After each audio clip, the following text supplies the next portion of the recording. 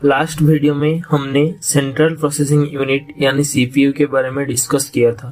तो आज की इस वीडियो में हम कंप्यूटर के प्राइमरी मेमोरी यानी रैम के बारे में डिस्कस करेंगे, जैसे कि what is RAM, why do we need a RAM, working of random access memory, types of RAM और ऐसे ही कुछ और।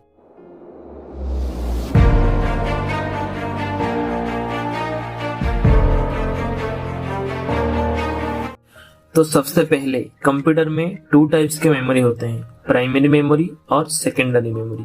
हमने लास्ट वीडियो में प्राइमरी मेमोरी और सेकेंडरी मेमोरी के बारे में डिस्कस किया था। तो रैम यानी रैंडम एक्सेस मेमोरी और रोम यानी read only memory primary memory के अंदर आते हैं। तो डिस्कस करते हैं रैम रैंडम एक्सेस मेमोरी के बारे में।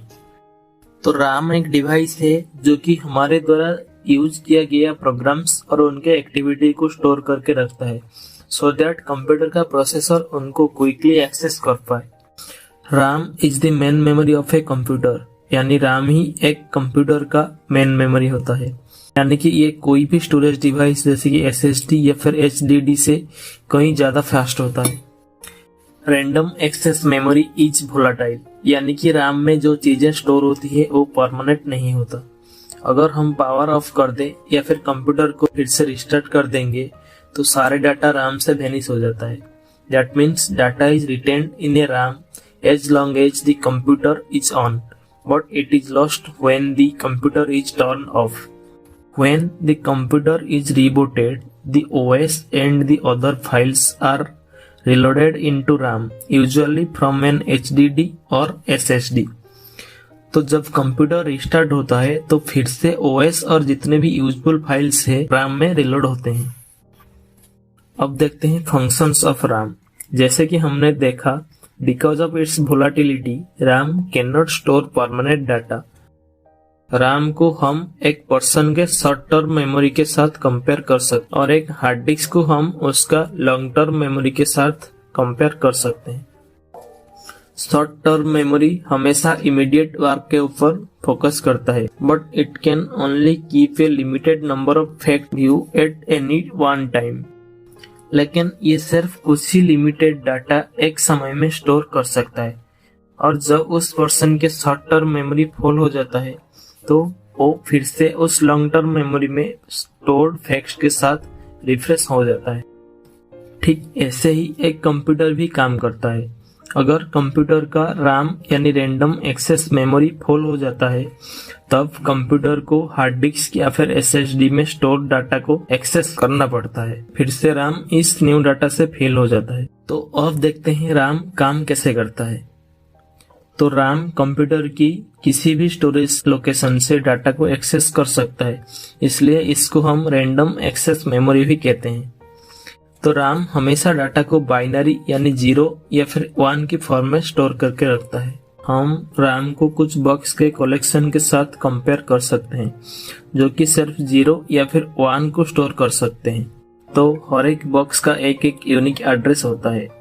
तो एक स्पेसिफिक बॉक्स से डाटा रीड करने के लिए रैम कंट्रोलर एक इलेक्ट्रिक सिग्नल सेंड करता है और फिर प्रोसेसर उस रेस्पॉन्स को काम में यूज करता है।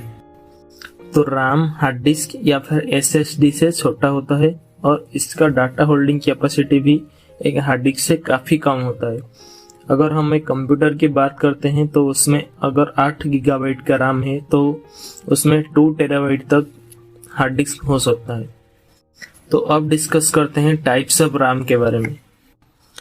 तो बेसिकली रैम 2 टाइप के होते हैं, यानी कि डायनामिक रैंडम एक्सेस मेमोरी या फिर डी रैम और स्टैटिक रैंडम एक्सेस मेमोरी या फिर एस रैम। स्टैटिक रैम का पावर कंजप्शन कम होता है, लेकिन डायनामिक रैम का पावर कंजप्शन काफी ज्यादा होता है स्टैटिक रैम के कंपैरिजन में।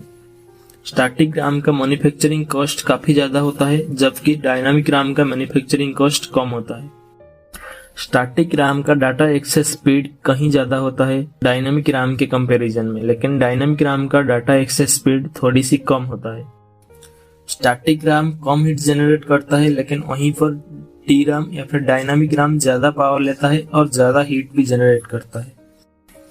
हर जनरल पीसी में अब डी रैम का यूज सबसे ज्यादा दिखने को मिलता है। अब देखेंगे और एक कॉन्सेप्ट वर्चुअल मेमोरी के बारे में। तो कुछ ऐसा काम होता है जिसके लिए RAM की कंजप्शन काफी ज्यादा होता है और इसलिए बैकग्राउंड प्रोसेस क्लोज ना हो जाए, इसलिए हम वर्चुअल मेमोरी का हेल्प लेते हैं। यानी कि कुछ एक्टिविटीज को कंप्यूटर सिस्टम RAM से उठाकर SSD या फिर हार्ड डिस्क में कुछ टाइम के लिए स्टोर करता है और इस small part of hard disk या फिर SSD को हम वर्चुअल मेमोरी कहते हैं। लगभग हर एक कंप्यूटर में वर्चुअल मेमोरी का यूज किया जाता है। तो आज की वीडियो था कंप्यूटर का सबसे इम्पोर्टेंट कॉन्सेप्ट RAM के बारे में। अगले वीडियो में हम कंप्यूटर के स्टोरेज यानी कि SSD, HDD जैसे कॉन्सेप्ट के बारे में डिटेल में डिस्कस करेंगे। तो मिलते हैं अगले वीडियो में।